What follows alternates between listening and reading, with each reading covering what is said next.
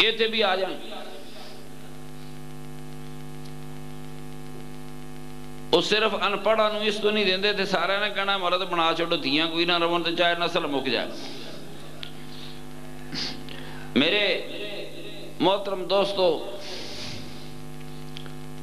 اپنے گھروں میں جب ختم خواجگان پڑھیں، پردہ لٹکائیں، پیچھے بیویاں بیٹھے اور آتی رولا وہ جی قبران تے جا سکتی ہیں کہ نہیں، وہ اگے ہی انہیں غریباں کو لدہ جا دین دیتے ہیں. بہت سی عبادات صرف مردوں کے ساتھ مخصوص ہیں. تو جس نے عبادت کام کی یاد کدھرے لکھ دے کہ بی بی کھارے چ نماز پڑھے تو دا 500 دا ثواب ہے، پر انہیں لکھا کوئی نہیں. فرمایا جتنے گہرے کمرے چ پڑھے گی زیادہ ثواب ہے، برانڈے دی بجائے کمرے چ پڑھے زیادہ ثواب ہے. دیکھے کوئی نہ، مگر سوال تو یہ پیدا ہوتا ہے کہ یہ جڑی 500 مرداں لے لے، فرشتیاں دیاں دعاواں لے لیں. سنو میری بات، یہ ذکر کی محفل اسی لیے کی، میری بیوی بہنیں یہاں بھی آتے ہیں، ہم انہیں کوئی موقع نہیں دیتے. جہاں جہاں خدا کا ذکر ہوتا ہے وہاں وہاں خدا کی رحمتیں نازل ہوتی ہیں. اگر مسجد میں خدا کا ذکر ہوتا ہے خدا کی رحمت نازل ہوتی ہے. جس گھر میں بی بی نماز پڑھتی ہے اس گھر میں بھی خدا کی رحمت نازل ہوتی ہے. نعرہ تکبیر، نعرہ رسالہ، نعرہ حیدری. اپنی بی بی بہنوں کو پردے میں بٹھائیں، وہ بھی پڑھ لیا کریں. اور شریف میں آتی ہیں، یہاں جگہ کی کمی ہے، میرا بڑا دل کرتا ہے، بیویاں بڑی عبادت کرتی ہیں، ساری ساری رات جاگتی رہتی ہیں، کہ ان کو بھی ہم کے ساتھ کوئی موقع دیں. تو آپ اپنے گھروں میں، دیہاتوں میں، جہاں کہیں شروع کریں، شہروں میں، محلوں میں، تو ایک حصہ خواتین کے لیے وقف رکھیں. آواز اونچی نہ آئے، آپ کے ساتھ مل کر وہ بھی ذکر کر رہے ہیں، اللہ کو یاد کر رہے ہیں، لیکن اونچی آواز سے نہ کریں. اونچی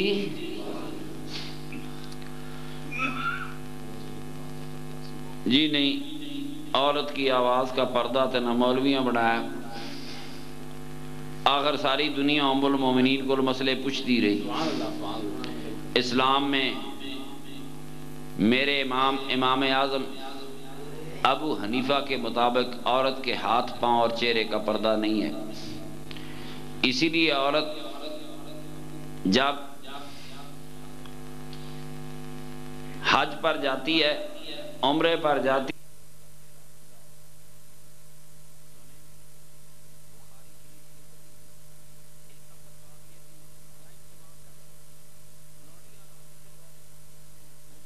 تو ملک فتح کرتے تھے، مال تو اٹھا ہی لیتے تھے، جنگ میں عورتیں بھی اٹھا لیتے تھے، پھر یہ عورتیں بیچتے تھے. بے نکاحی عورتوں کی طرح یہ عورتیں رہتی تھی،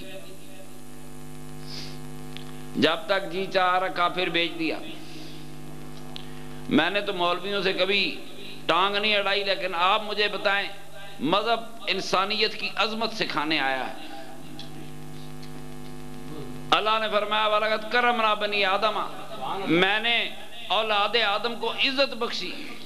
اور جب اولاد آدم منڈیوں میں بک رہی ہو، پھر انسانوں کی عظمتیں ڈھونڈنے کہاں جائیں گے؟ ان مولویوں نے کوئی سچ نہیں بتایا، ماضی کے کسے بھی سچ نہیں بتائے. اسی لیے جاہل مسلمان آج پوری دنیا میں مار کھا رہا. وہ ایک ایک خارج 100 ڈاک لینیاں پھر وہم ہونا. میرے نبی پاک کے ایک صحابی حضرت مغیرہ بن شعبہ کہتے ہیں حضرت امیر معاویہ کے زمانے میں ان کے حرم میں 1000 لونڈی تھی.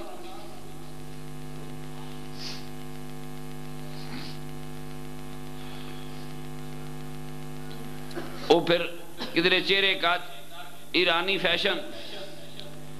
میں ایک چھوٹی سی بات، میری عادت ہے لوگ بیدار رہیں. یہ سارے مسئلے بی بی مسیتے جاوے کہ نہ جاوے، بی بی قبر تے جاوے کہ نہ جاوے، یہ پیدا ہی اس شیطانیت کے بعد ہوئی ہیں جب انہوں نے عورتوں کو ڈھانکنا شروع کیا. میری بات غور سے سنیں، بخاری شریف کی حدیث ہے، کوئی مائی کا لال اس کو رد ہی نہیں کر سکتا. کبھی کہتے ہیں سورہ فلانے میں نور میں یہ آیت آئی فلانی جگہ. میری بات آج غور سے سنیں. میرے نبی پاک حج کے لیے چلے, سرکار دو عالم حج کے لیے روانہ ہوئے. یہ اس کے صرف 3-4 ماہ بعد 3 ماہ بعد میرے آقا دنیا سے تشریف لے گئے. حجۃ الوداع پہ ایک آیت نازل ہوئی, اس کے بعد قرآن نازل نہیں ہوا. اب قرآن نازل ہو چکا ہے, وہ ساری پردے والی آیتیں آ چکی ہیں. جو اللہ نے دین بتانا تھا بتا دیا ہے, دین کامل کر دیا. میرے آقا کا اونٹ جب اٹھا تو مدینے کی ایک لڑکی دوڑتی ہوئی آئی اور آ کر کہنے لگی یا رسول اللہ صلی اللہ علیہ وسلم, میرے والد پر حج فرض تھا, اس کے پاس استطاعت تھی, وہ حج کر سکتا. میرے والد نے حج نہیں کیا, کیا میں والد کی جگہ حج کر سکتی ہوں؟ میرے آقا نے فرمایا اگر تیرے باپ نے کسی دنیا دار کا قرضہ دینا ہوتا تو کیا تو اپنے باپ کا قرضہ دیتی؟ انہوں نے کہا یا رسول اللہ میں قرضہ دیتی. فرمایا پھر جا اپنے باپ کی جگہ حج بھی کر. لڑکی جوان تھی, ہزاروں کا مجمع ہے. میرے آقا مدینے سے روانے ہوئے تو سرکار کی ڈاچی ایسے تو نہیں کھڑی ہوگی, 7,000 کا مجمع تھا. وہ لڑکی جب میرے آقا سے باتیں کر رہی تھی, میرے آقا کے پیچھے میرے آقا کے نوجوان چچا زاد بھائی حضرت عباس کے صاحبزادے فضل بن عباس بیٹھے ہوئے تھے. انسانی فطرت ہے. لڑکی کی طرف جب حضرت فضل بن عباس نے دیکھا, لڑکی فضل بن عباس کو دیکھ, دونوں نوجوان ایک دوسرے کو دیکھنے لگے. میرے آقا نے دیکھا کہ لڑکی لڑکے کو, لڑکا لڑکی کو دیکھ رہا ہے, تو میرے آقا نے اپنے چچا زاد بھائی فضل بن عباس کو چہرہ ہاتھ سے پکڑ کر پھیر دیا. سنو, اس کے بعد کوئی قرآن اور پردے کا حکم نازل نہیں ہوا. اگر عورت چہرہ ڈھانپ کے آنا ہوتا, ہزاروں کے صحابہ کے مجمع میں مدینہ کی بیٹی ننگے چہرے کے ساتھ میرے آقا سے مسئلہ پوچھنے کبھی نہ آتی. آج بات کر رہا ہوں, یہ حادثہ ہی نہ ہوتا. اس کے بعد قرآن مزید الیوم اکملت لکم دینکم واتممت علیکم نعمتی. میرے بعد دوستو یہ آیت نازل ہوئی حج کے موقع پر, وہ ساری آیتیں نازل ہو چکی تھی, سارا قرآن نازل ہو چکا تھا. امام بخاری نے یہ حدیث صرف امام اعظم ابو حنیفہ پہ کہتے ہیں جی امام صاحب نے مسئلہ کیا, جاؤ امام بخاری کے ماننے والوں, خدا کی قسم وہ منافق ہوتا ہے, کتابوں میں اور لکھا ہوتا ہے, لوگوں کو اور بتاتے ہیں. یہ مسئلے پیدا ہی تب ہوئے. ہاں جی, منافقوں نے پیدا کیے. تو دوستو انہیں کہ جی آواز بھی بی بی دی سنی امہات المومنین. میرے آقا کی ازدواج مطہرات سے صحابہ جا کر سوال پوچھا کرتے تھے. یہ اپنی طرف سے بڑھاتے گئے, خصوصاً ایسے مولوی. آج کل تو مقابلہ بازی جاری ہے. انگریزوں نے مسلمانوں کو کمزور کرنے کے لیے جتنے تنخواہ دار مولوی رکھے, اس عہد کے ان تنخواہ دار مولویوں نے ایک تو خدا کے دین کو لوگوں کے لیے تنگ کیا, دوسرا کوشش کی کہ لوگوں کو خدا کے رسول سے دور کیا جائے.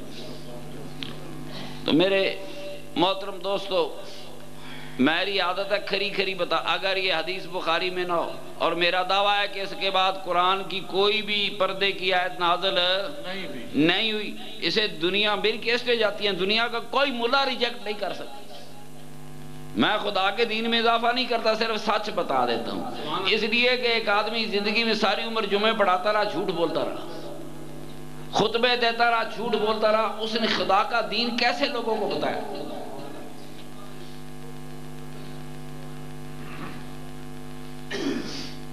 ورنہ خدا کی رحمتیں نہ ہوتی. تو میرے محترم دوستوں, نماز کا ٹائم ہوا ہے. اپنے ختم خواجگان میں اپنے بچوں کو موقع دیں۔